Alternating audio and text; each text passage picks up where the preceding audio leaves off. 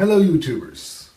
There hasn't been that many videos lately because, well, I've been busy with other things, but also I haven't really bought that many new records. But I thought some weeks ago, when it was 80 years since Elvis Presley was born, that it might be a good idea to make some sort of video about that.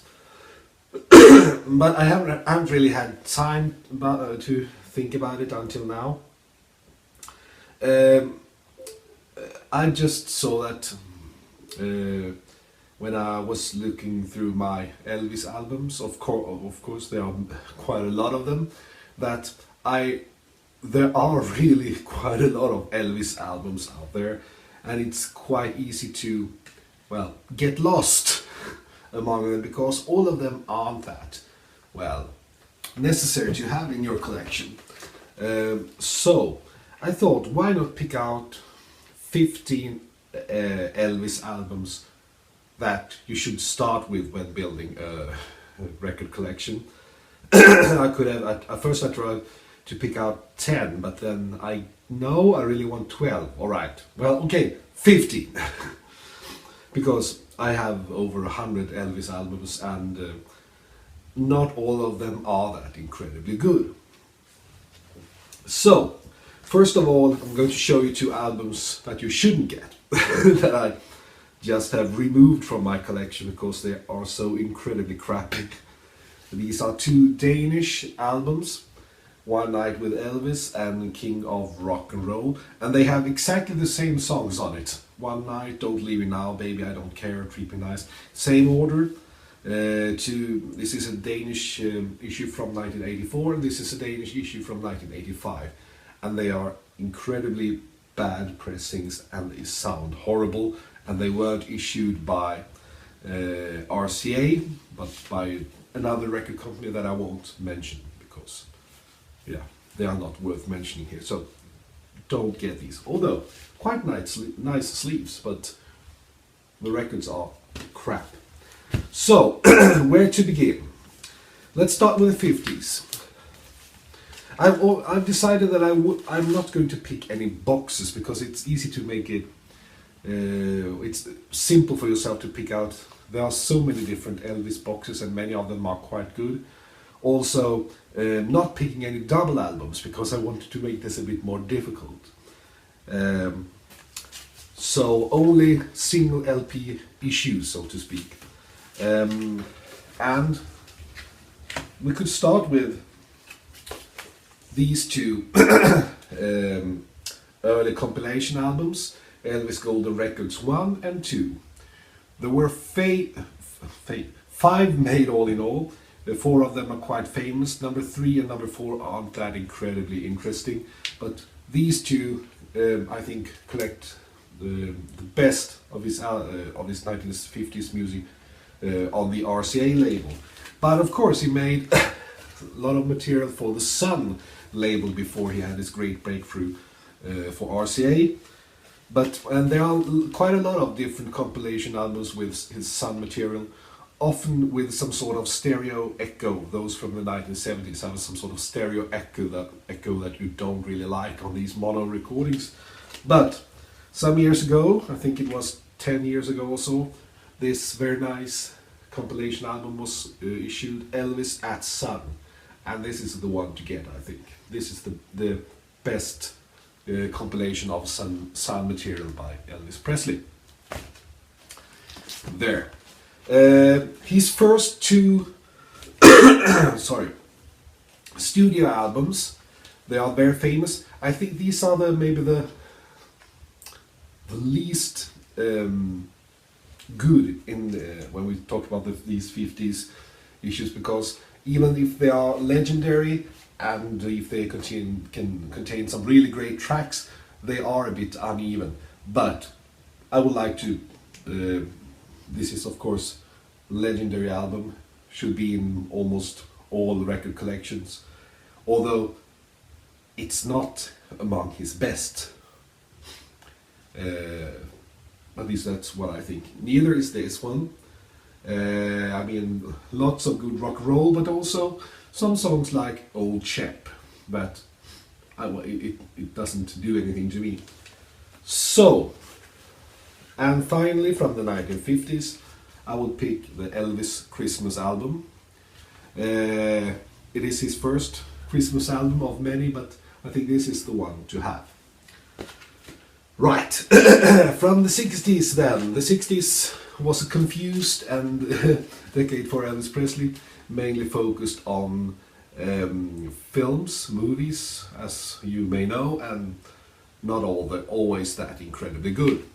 But he made some good albums anyway. When he got back from the military, he issued Elvis Is Back, and I think that still is one of his greater albums, and one of the greatest of the 60s. Not the greatest though. He also made a couple of religious albums, His Hand Is Mine. I only picked one of them. This is How Great Thou Art from 1967.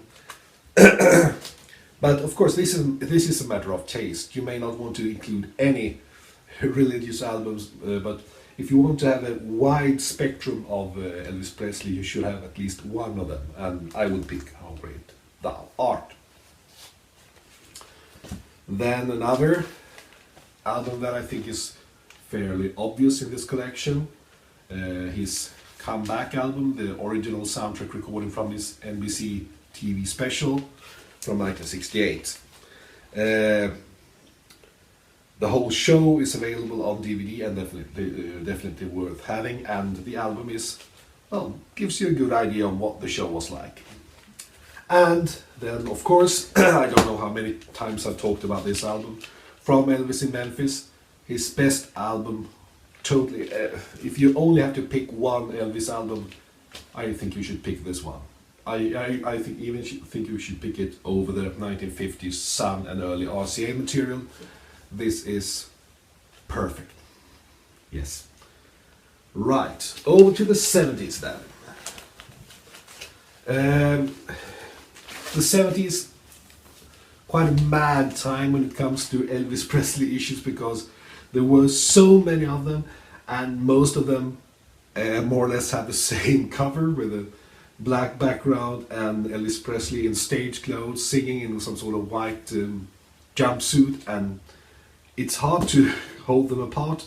And some of them are good, some of them have some fair tracks, some of them are quite uninteresting, but it's very hard to pick one good studio album from that decade. I might have picked Moody Blue, but it's, well, no, but I didn't. Sorry, wrong order. I decided to pick Elvis Country from 1971. I'm 10,000 years old.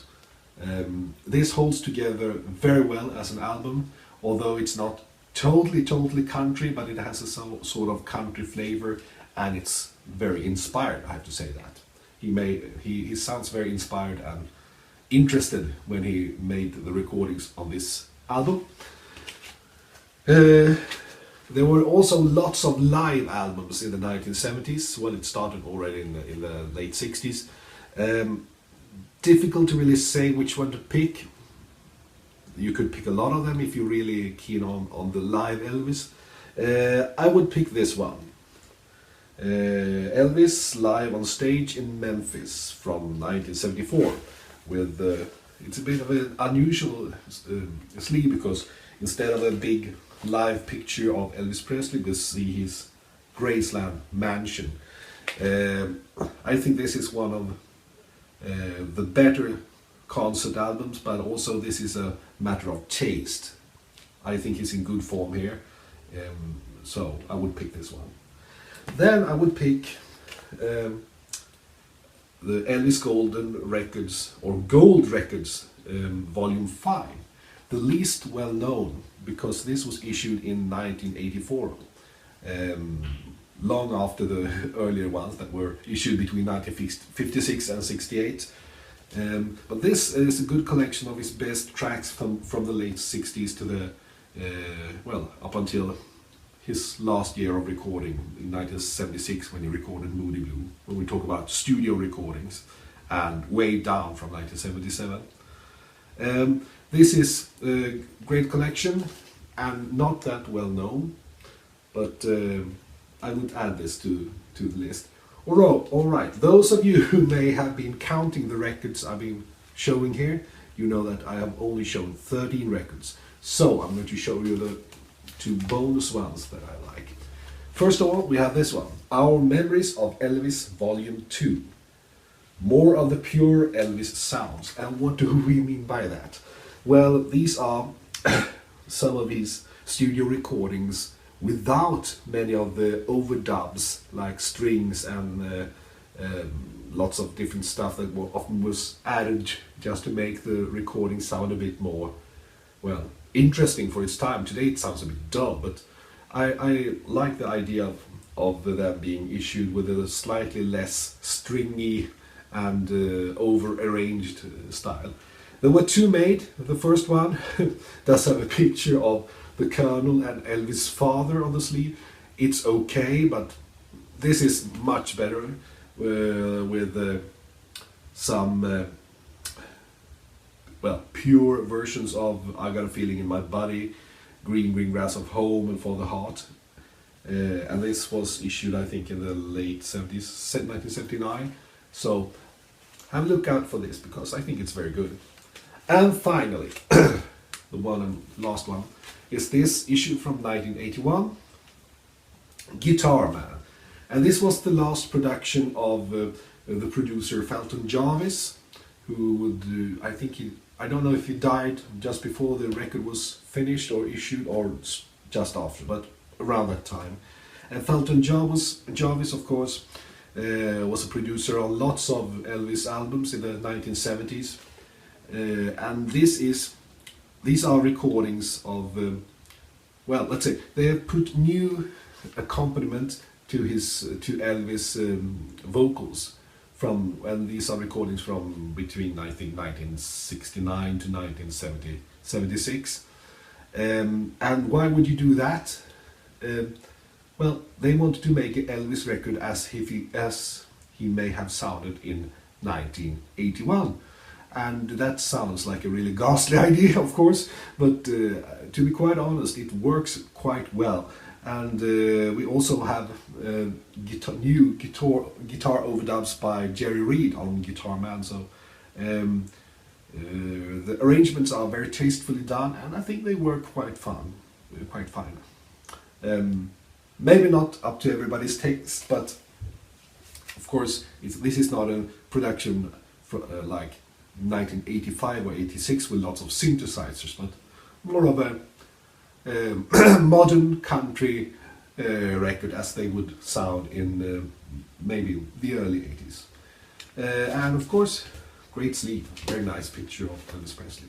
So, I think that was what I wanted to say about Elvis Presley. He turned 80 some weeks ago, if he had still been alive. I can understand how old I am because I remember when there was the 50 years anniversary in 1985, with all the different reissues on vinyl and radio shows listing the best Elvis tracks of all time and so on. Shows my age, I guess, but still, hope you enjoyed this video, and if you didn't, tough.